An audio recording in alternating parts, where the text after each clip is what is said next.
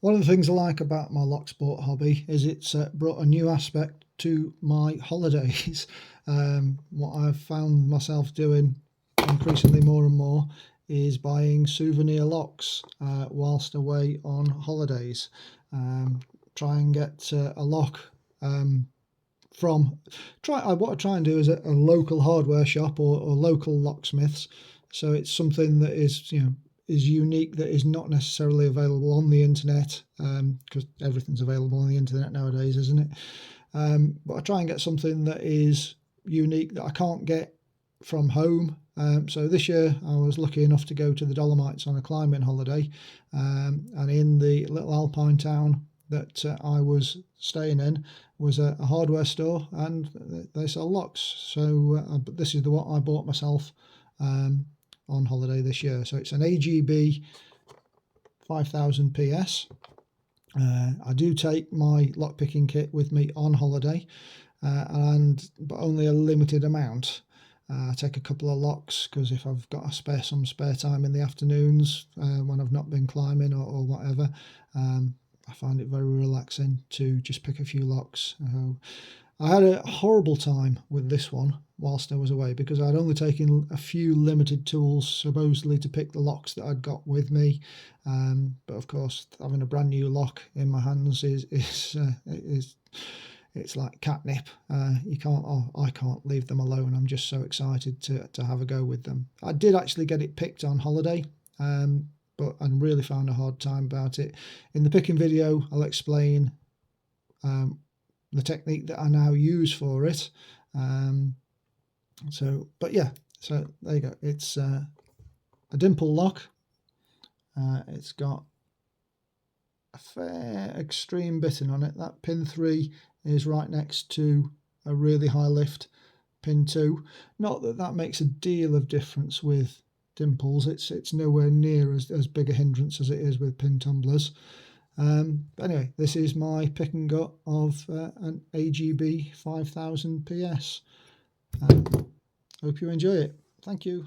So all set up in the vise, and hopefully that's in focus for you. Let's just have a quick double check. Sorry about that shake.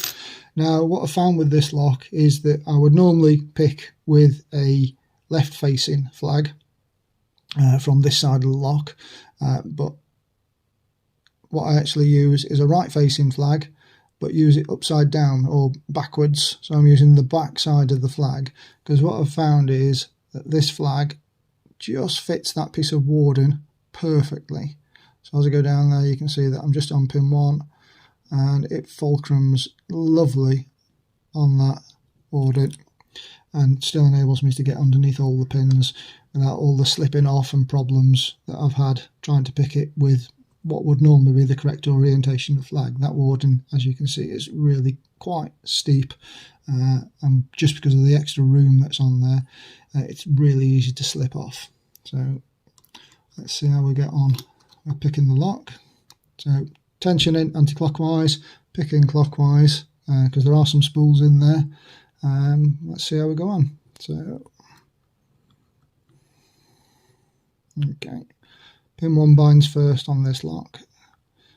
It gives a really subtle feedback, and the whole picking process is influenced by just getting that one right. Okay, I think it's right because I've got binding pins at the back of the lock now. There we go, and drops into a full set. Now it's just going to be a question of working my way through the spools. That was 5.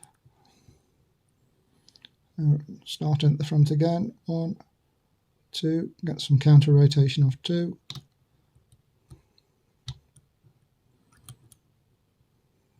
And working through again. 1, 2, 3, 4. We've got some counter rotation. Really high. Okay, that was the circlip dropping off at the back. Now I've got to be really careful now that's dropped off, because the other thing that I found, because of that really low cut number 3 pin, I can't actually get the pick out whilst the lock is opened. But there you go, you can see that it's opened, and because we've got the key, I'm going to lock that up again, enables me to get the pick out, and I don't have to worry about pulling the core out and having an accident in terms of that. So let's have a look at gutting the lock. Now, I haven't done this previously. Let's just get everything out of the way. Drop that down to that. There's a bit of a mat, and try and get a better shot of what we're working with for you.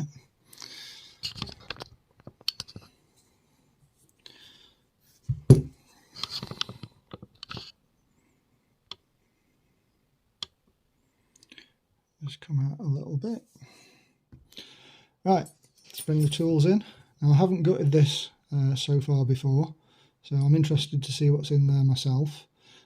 From the box, as we saw, I'm thinking there, and looking at the key, there could well be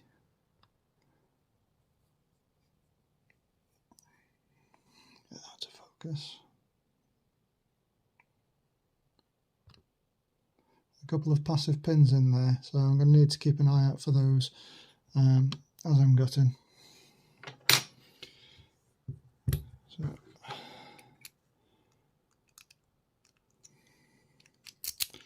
key in, and 100% I'm using a shim on this.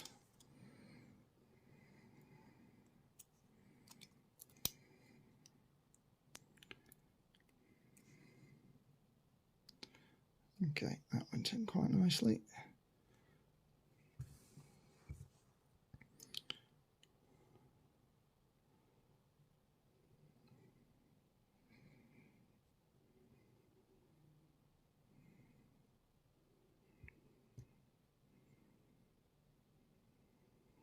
Okay,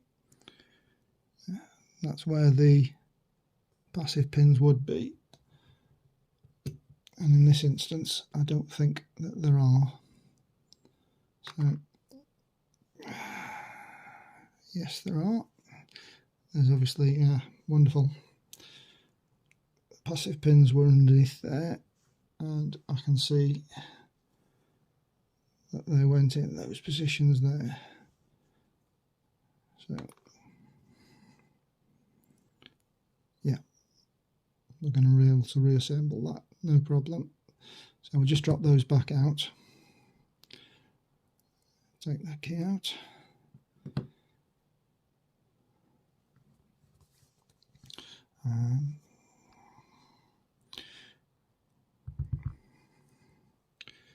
So I'm expecting nothing unusual from these drivers. We've got steel anti-drill in 1, standard brass in 2, 3, 4, 5 and 6. Okay, so we've got some options for passive pins in the side there and in the bottom. You can see that wore in really quite well. Now, okay, and then let's have a look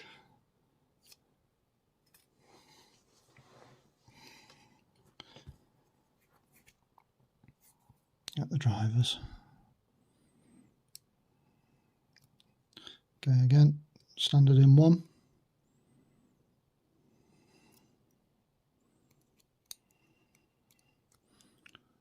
Okay.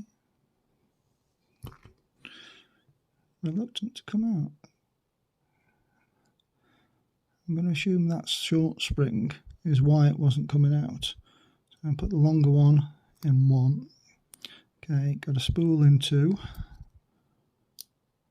Okay, a lot stronger spring in 3. And a spool. Another spool. And another spool. And a standard in 6. Okay, I'm going to just dump all these springs out.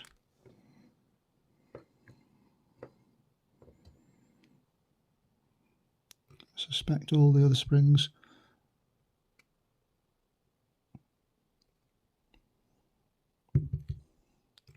Yeah, all the other springs are really nice springs. All the other springs apart from 2, and that's why that pin wasn't sitting very high. Just one really short. I'm going to assume that's for anti-bumping. So there you go. Let's bring that a little bit closer for you, and a little bit of zoom.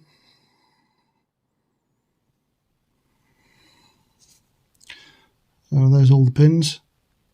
So that's the AGB 5000 PS. Thanks for watching.